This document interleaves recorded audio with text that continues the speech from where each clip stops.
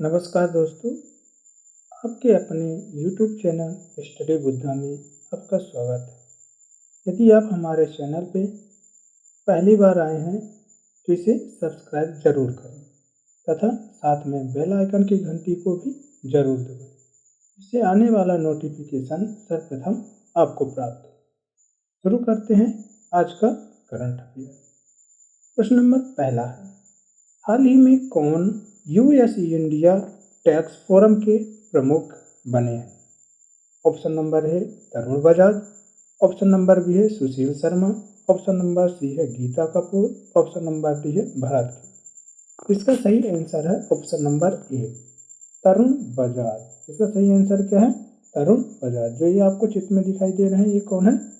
तरुण बजाज है।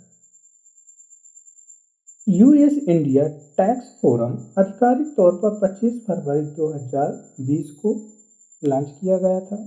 ये सदस्य कंपनियों को कर मुद्दों पर संबंधित सरकारी अधिकारियों के साथ जोड़ने के लिए एक मंच प्रदान करने की एक पहल है, क्योंकि वे यूएस इंडिया कॉरिडोर में व्यापार करते हैं। भविष्य पर चर्चा करते हैं।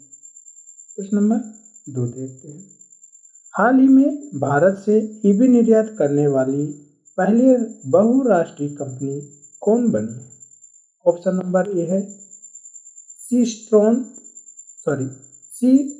सिट्रोएन, ऑप्शन नंबर बी है फॉक्सवैगन, ऑप्शन नंबर सी है निसान, ऑप्शन नंबर डी इनमें से कोई नहीं। तो इसका सही आंसर है ऑप्शन नंबर ए,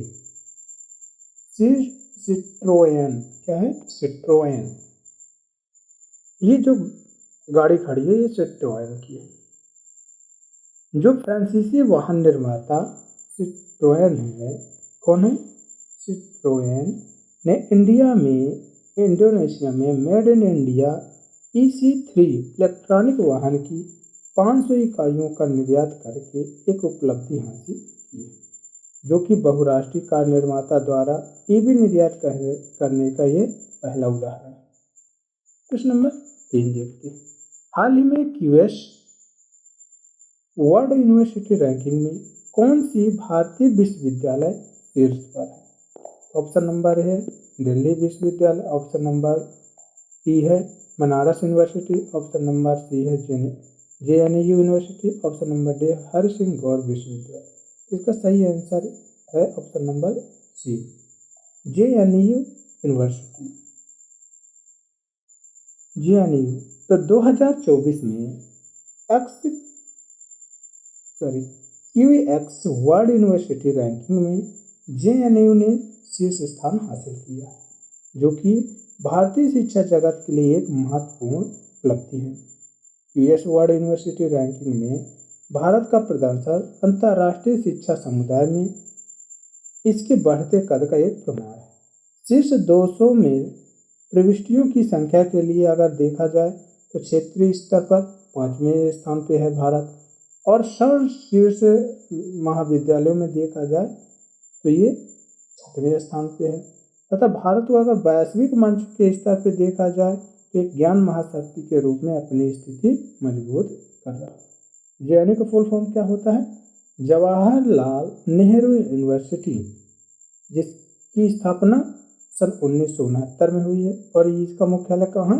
नई दिल्ली में। और इसके कुलपति कौन है? प्रोफेसर शांति श्री डी पंडित है। प्रश्न नंबर 4 देखते हैं, हाल ही में विश्वविद्यालय अनुदान आयोग यानी UGC के सदस्य के रूप में कौन नियुक्त हुए हैं? Option number A Sachidanand Mohanty, option number B है Mamidala Jagadesh, option number C है Deepak Kumar Srivastava, option number D है संजय प्रसाद। तो इसका सही आंसर है option number A, Sachidanand Mohanty. ये जो आपको चित्र में दिखाई दे रहे हैं ये है मोहंती जी। मोहंती जी जो हैं वह हैदराबाद विश्वविद्यालय के अंग्रेजी विभाग के प्रोफेसर और प्रमुख भी यानी HOD भी हैं। उन्होंने उड़ीसा केंद्रीय विश्वविद्यालय में कुलपति के रूप में भी काम किया है। मोहंती के पास शिक्षा और संस्कृति के क्षेत्र में 3 दशकों से अधिक का अनुभव है। उन्हें कथा, ब्रिटिश काउंसिल, फुलब्राइट 2 बार, चार्ल्स वालेस और साल्ज़बर्ग जैसे संगठनों सहित कई राष्ट्रीय और अंतर्राष्ट्रीय पुरस्कार और सम्मान प्राप्त हुए। उन्होंने ब्रिटिश अमेरिकी लिंग अनुवाद और उत्तर औपनिवेशिक अध्ययन जैसे कई क्षेत्रों में बड़े पैमाने पर प्रकाशन किया है। उनकी किताबें हैं ऑक्सफोर्ड सेज, रूटलेज और ओरिएंट लॉन्गमैन जैसे उल्लेखनीय प्रकाशकों द्वारा प्रकाशित की गई। मोहंती ने यूनेस्को में भारत के शिक्षा आयोग के सदस्य और ऑरोविले फाउंडेशन के गवर्निंग बोर्ड के सदस्य के रूप में भी कार्य किया है। वह उड़ीसा के प्रसिद्ध कवयित्री हैं जो स्वर्गीय विद्युत प्रभा देवी हैं और उड़ीसा ही सरकार के वित्तीय सलाहकार रहे स्वर्गीय पंचानन मोहंती के पुत्र हैं। यूजीसी को देख लेते हैं। यूजीसी का फुल फॉर्म क्या होता है? अंडरग्राउंड कमीशन, जिसकी स्थापना 1956 में हुई थी और इसका मुख्यालय नई दिल्ली में है। और ये वर्तमान में यूजीसी के चेयरमैन कौन है? मम्मीडाला जगदेश कुमार। हाल ही में कौन एक नया जीरो ऐप को लॉन्च किया है? तो option number A Ashneer Grover, option number B है Madhuri Jain, option number C है Ashok Mehta, option number D है इनमें से कोई नहीं। तो इसका सही आंसर है option number A Ashneer Grover, जो ये चित्र में है। जीरो पे एक नया फिनटेक ऐप है जो फिलहाल परीक्षण के चरण में है। ऐप को ग्रोवर की नई कंपनी थर्ड यूनिकॉर्न द्वारा विकसित किया गया है, जिसे उन्होंने अपनी पत्नी माधुरी जैन ग्रोवर और चंडीगढ़ में स्थित उद्यमी आसिम घावारी के साथ जनवरी 2023 में लॉन्च किया था। जनवरी 2023 में ग्रोवर ने अपनी पत्नी और चंडीगढ़ स्थित उद्यमी के साथ थर्ड यूनिकॉर्न को अपने नए उद्यम के रूप में लॉन्च किया। थर्ड यूनिकॉर्न की शुरुआत क्रिकपिन नामक एक स्पोर्ट्स ऐप से हुई थी, जो कि ड्रीम 11, एमपीएल और माई 11 सर्कल जैसे स्थापित खिलाड़ियों के लिए प्रतिस्पर्धा करता है। प्रश्न नंबर 6 देखते हैं। हाल ही में जापानी अंतरिक्ष यात्री को चंद्रमा पर कौन भेजेगा या भेजने वाला है? तो ऑप्शन नंबर ए है अमेरिका, ऑप्शन नंबर बी है भारत, ऑप्शन नंबर सी है फ्रांस, ऑप्शन नंबर डी है रूस। तो इसका सही आंसर है ऑप्शन नंबर ए। कौन है? Option number A America. तो राष्ट्रपति अमेरिका के जो राष्ट्रपति हैं जो बाइडेन और जापानी प्रधानमंत्री फुमियो किशिदा ने खुलासा किया है कि जापानी अंतरिक्ष यात्री आर्टेमिस कार्यक्रम के हिस्से के रूप में भविष्य के नासा चंद्र मिशन में शामिल होंगे।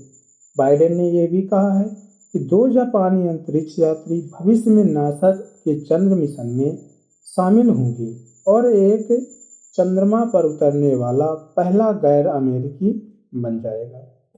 प्रश्न नंबर 7 देखते हैं। हाल ही में कौन पर्यटक के रूप में अंतरिक्ष की यात्रा करने वाला पहला भारतीय बनने जा रहा है? इसमें ऑप्शन नंबर ए है Gopichand Thotakura, option number B है Janet Lynn Kavandi, option number C है जूली पेटे, ऑप्शन नंबर डी इनमें से कोई नहीं। तो इसका सही आंसर है ऑप्शन नंबर गोपीचंद थोटाकुरा। ये जो है गोपीचंद है। पायलट गोपीचंद थोटाकुरा पर्यटक के रूप में अंतरिक्ष की यात्रा करने वाले पहले भारतीय बनने जा रहे हैं। वह अमेजन के संस्थापक जेफ बेजोस की अंतरिक्ष कंपनी ब्लू ओरिजिन के न्यू शेफर्ड 25 मिशन के लिए चालक दल के हिस्से के रूप में अंतरिक्ष की यात्रा करेंगे। ब्लू ओरिजिन ने बताया कि गोपी एक पायलट और एविएटर हैं। प्रश्न नंबर 8 देखते हैं। चंद्रयान 4 मिशन के लिए किस देश की योजना है? यानी कि चंद्रयान 4 की योजना भी कंप्लीट है। ऑप्शन नंबर ए है अमेरिका, ऑप्शन नंबर बी है रूस, ऑप्शन नंबर सी है भारत, ऑप्शन नंबर डी है चीन। तो इसका सही आंसर है ऑप्शन नंबर इसका सही आंसर है ऑप्शन नंबर सी भारत। क्या है? Option number C Bharat. भारतीय अंतरिक्ष अनुसंधान संगठन इसरो के प्रमुख यश सोमनाथ ने खुलासा किया है कि चंद्रयान परियोजना का आगामी चरण प्रगति पर है। इसका लक्ष्य भारत के चंद्र अन्वेषणों प्रयास को आगे बढ़ाना है। उन्होंने संकेत दिया है कि चंद्रयान 4 2040 तक चंद्रमा पर एक अंतरिक्ष यात्री को उतारने की भारत की आकांक्षा की दिशा में शुरुआती कदम है। इसरो का फुल फॉर्म देखते हैं। इसका फुल फॉर्म क्या होता है? इंडियन स्पेस रिसर्च ऑर्गेनाइजेशन, जिसकी स्थापना 15 अगस्त 1969 को हुई थी और इसके संस्थापक कौन थे? विक्रम साराभाई है। इसका मुख्यालय कहाँ है? बेंगलुरु में। वर्तमान में इसके अध्यक्ष कौन है? श्रीधर सोमनाथ, जिन्हें एस सोमनाथ भी कहा जाता है। प्रश्न नंबर 9 देखते हैं। किस डिजिटल वित्तीय संस्थान को आरबीआई की से पीपीआई लाइसेंस के लिए सैद्धांतिक मंजूरी मिली? इसका ऑप्शन नंबर है revolute India, option number B है जीरो पे, ऑप्शन नंबर सी है फोन पे, ऑप्शन नंबर डी में से कोई नहीं। तो इसका सही आंसर है option number revolute India. Option प्रश्न नंबर 10 देखते हैं। हाल ही में भारत और किस देश के बीच डस्टलिक नामक संयुक्त अभ्यास होगा? ऑप्शन नंबर है पाकिस्तान, ऑप्शन नंबर बी है उज्बेकिस्तान, ऑप्शन नंबर सी है America, option number D Nepal. इसका सही आंसर है option number B Uzbekistan. Bharat और उज्बेकिस्तान के संयुक्त सैन्य अभ्यास डस्टलिक का 5वां संस्करण 15 अप्रैल 2024 को उज्बेकिस्तान के टर्मेज जिले में शुरू होने वाला है। प्रश्न नंबर 11 देखते हैं। हाल ही में जारी WTO के रिपोर्ट के अनुसार भारत डिजिटल सेवाओं के निर्यात में किस देश से भी आगे निकल गया है? ऑप्शन नंबर ए है अमेरिका, ऑप्शन नंबर बी है जापान, ऑप्शन नंबर सी है चीन, ऑप्शन नंबर डी है म्यांमार। तो इसका सही आंसर है ऑप्शन नंबर सी चीन। तो जो भारत है चीन से भी आगे निकल चुका है। WTO के निष्कर्षों के अनुसार भारत डिजिटल सेवाओं के निर्यात में चीन से भी आगे निकल गया है। 2023 में $257 बिलियन तक पहुंच गया था। अब विश्व स्तर पर डिजिटल रूप में वितरित सेवाओं में वृद्धि हुई है, जिसमें $4.25 ट्रिलियन का निर्यात शामिल है। प्रश्न नंबर 12 देखते हैं। हाल ही में जारी मूडीज एनालिटिक्स रिपोर्ट के अनुसार भारत की GDP 2024 में कितने परसेंट बढ़ेगी? तो इसका ऑप्शन नंबर ए है 6.1%, ऑप्शन नंबर बी है 7.7%, ऑप्शन नंबर सी है 4.5%, ऑप्शन नंबर डी है इसमें से कोई नहीं। इसका सही आंसर है ऑप्शन नंबर ए 6.1% तक बढ़ने के अनुमान है। भारत की अर्थव्यवस्था 2024 में 6.1% बढ़ेगी, जो 2023 में हुई 7.7% की वृद्धि से भी कम है।